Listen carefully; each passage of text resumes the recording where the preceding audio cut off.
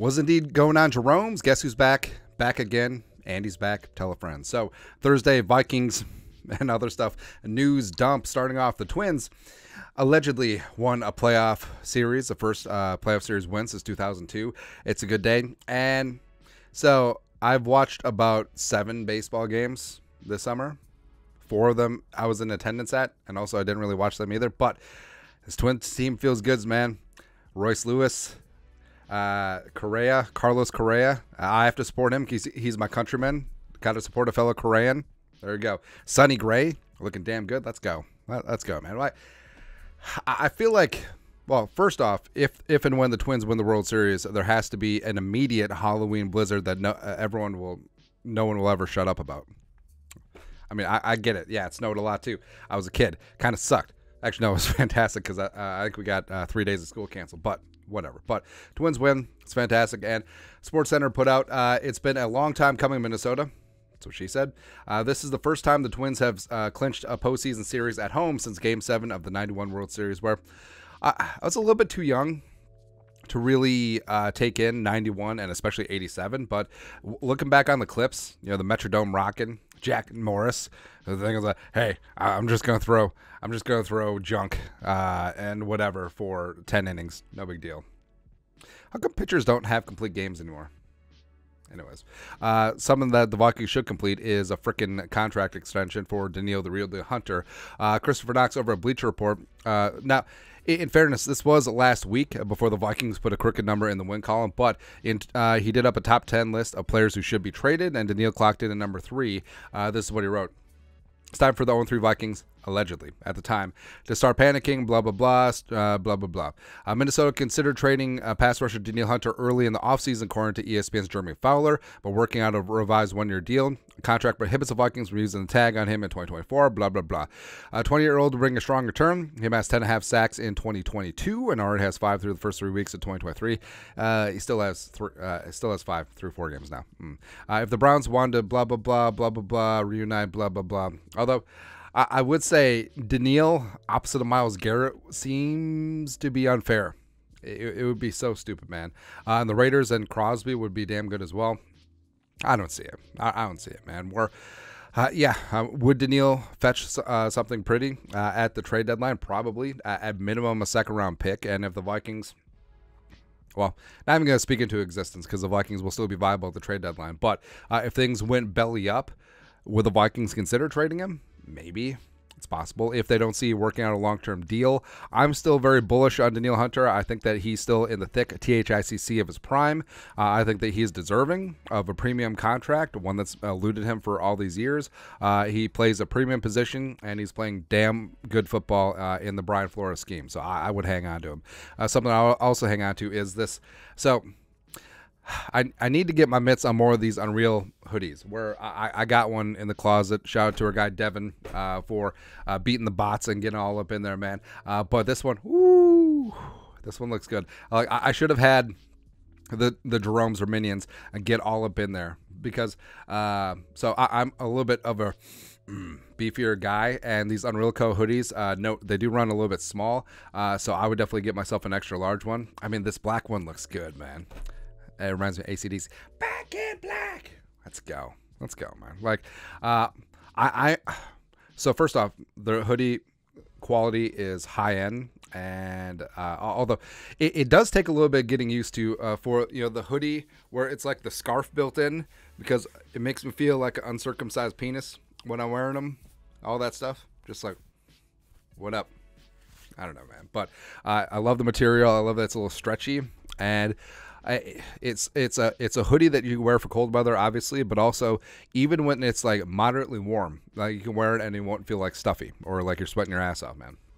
So shout out to Unreal Co. There you go. Something that should be not shouted out, but instead should be snuffed out.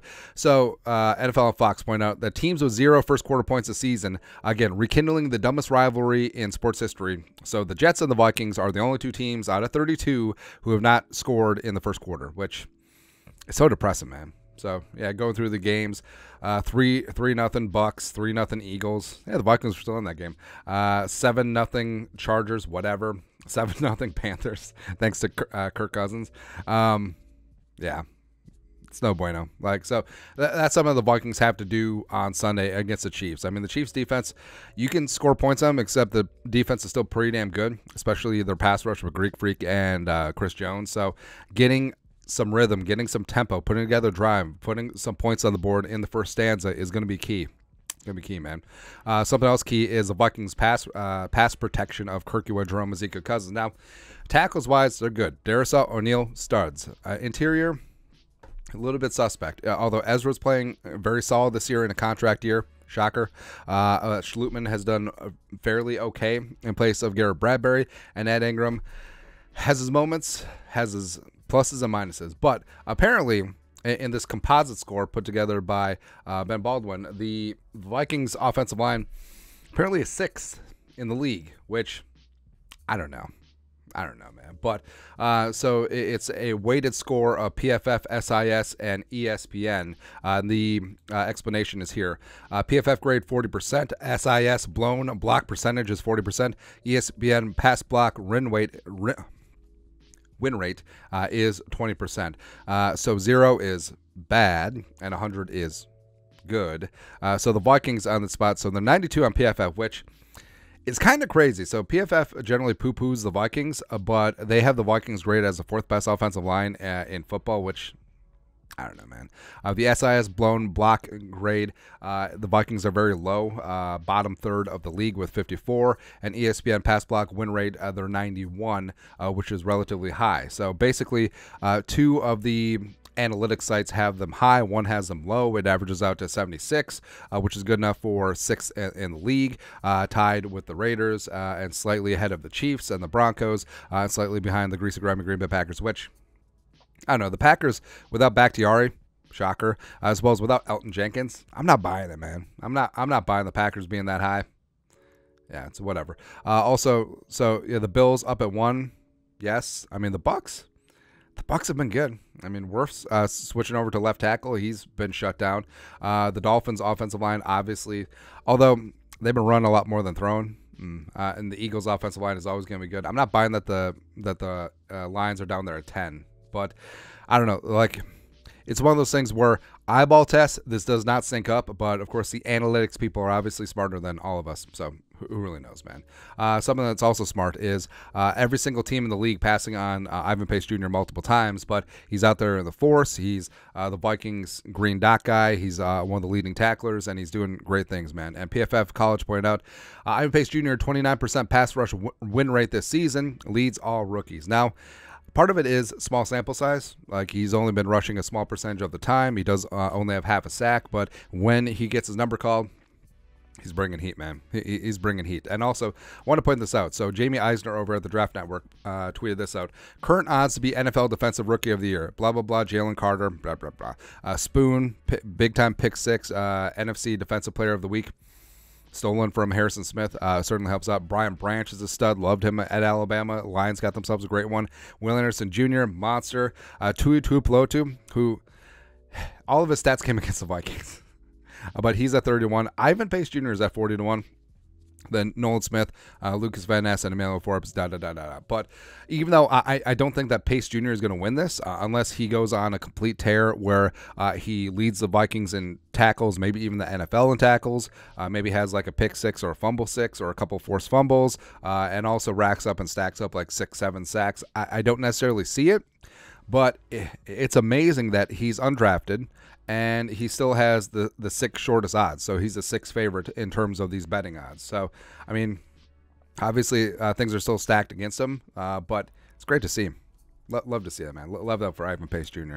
Something I don't love is, ay Dios mío, I was actually hoping that Taylor Swift and what's-his-face, Jason Kelsey's brother, would break up this week so we didn't have to deal with this. But TMZ, not TMZ Sports, TMZ proper, Minneapolis mayor all in for her return. Hope she's at the next game. Blah, blah, blah, blah, blah. So basically the article went on to say Taylor Swift during the Eras Tour of the summer did great business in Minneapolis.